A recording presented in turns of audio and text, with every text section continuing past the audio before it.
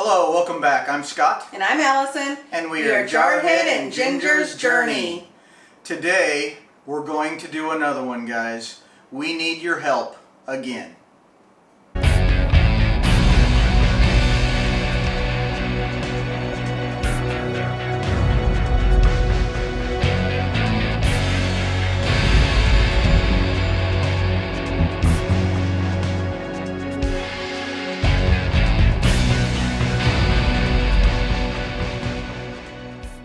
If you guys didn't see the last We Need Help video, we're going to put a link to it right up here so you guys can go back and watch that one after this one's over. You're going to want to stay tuned to the end of this one because we have big retirement news. Something pretty good happened this week that we're going to share with you towards the end of this video. First, before we get into our We Need Help topics, we're going to talk a little bit about the pandemic. We want to let you know how it's affecting us in Japan. We can see the news and we watch it and it changes all the time. Well, pretty much the same here. We didn't have any cases for over 2 months, and then all of a sudden we have our second wave, and it's mainly among one certain branch of the service. I think they ate the COVID crayons. Yeah, it's actually going pretty crazy on the base I'm actually working on. So they've got everybody either on lockdown or on stay away type orders now. I'm not sure if you guys have been following the news, but it is in the news. So right now what we are allowed to do here because of the pandemic is go from our home, which is off base, to the base, and only to the base, for essential needs, groceries. We can get takeout food. We cannot go off base for anything. We're not even really sure if we can walk our dog off base. Some people have said no, and some people have said yes. So we're ready to go. We can't go out and explore this island that we've called home for so long.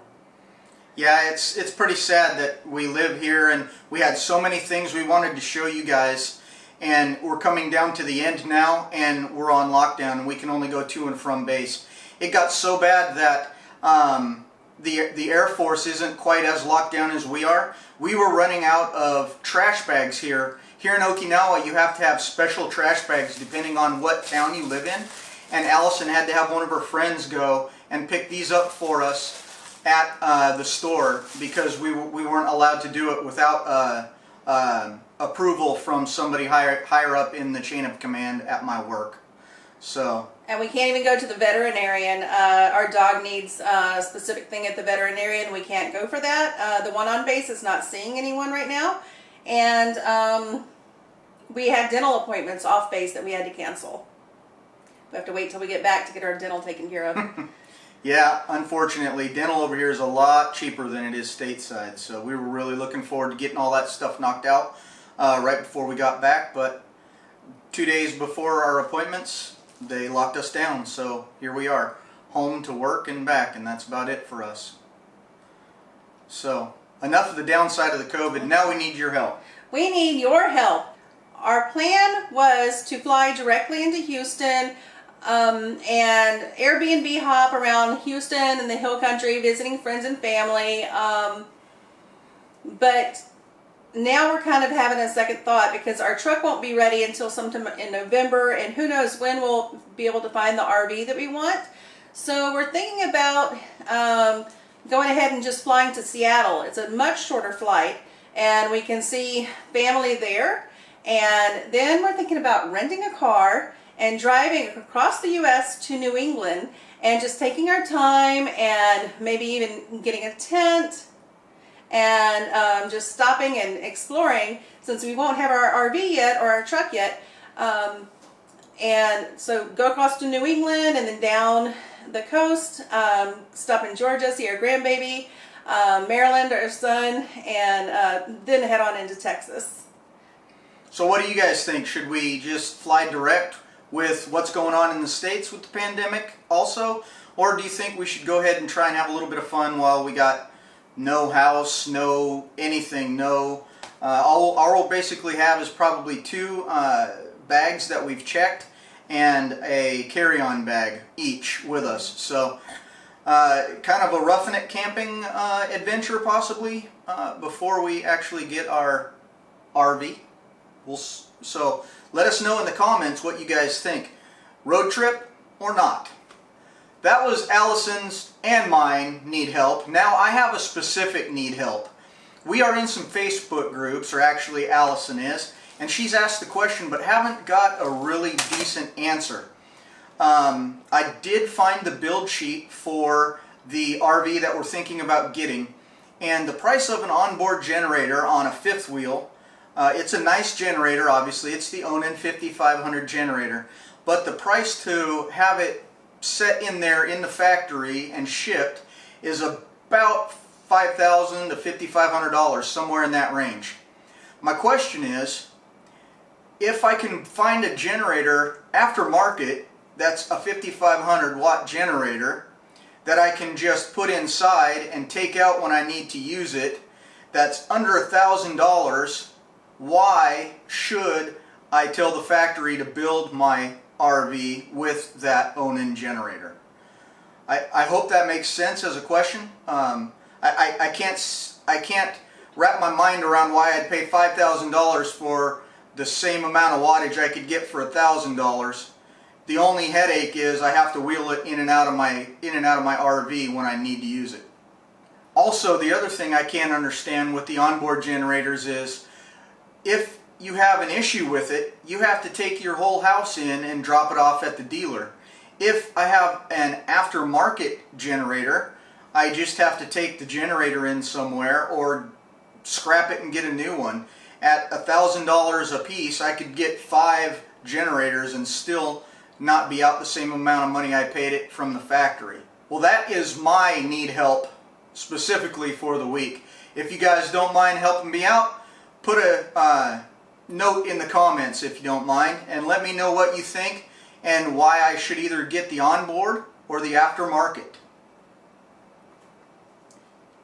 The next thing I'd like to talk about, and if you're having the same struggle with your health as me, maybe you want to join me.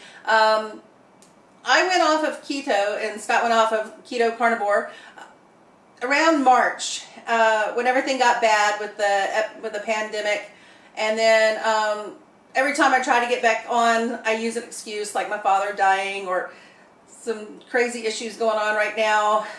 The move, not wanting to leave Okinawa and all this beautiful food behind. And my health has really been suffering. There are days where I barely even get out of bed to make it to the couch.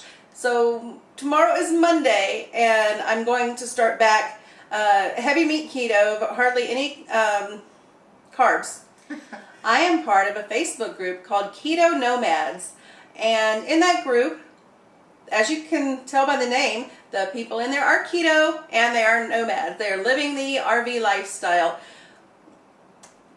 It's not a really busy group, but it has recipes and support, and so I've come to like the people in the group, and I'm going to share my experience with the keto journey through that group, or in that group. So join if you'd like. Keto Nomads, I'll put a link in the description. And now it's time for the big news. This week, we got orders! Yay!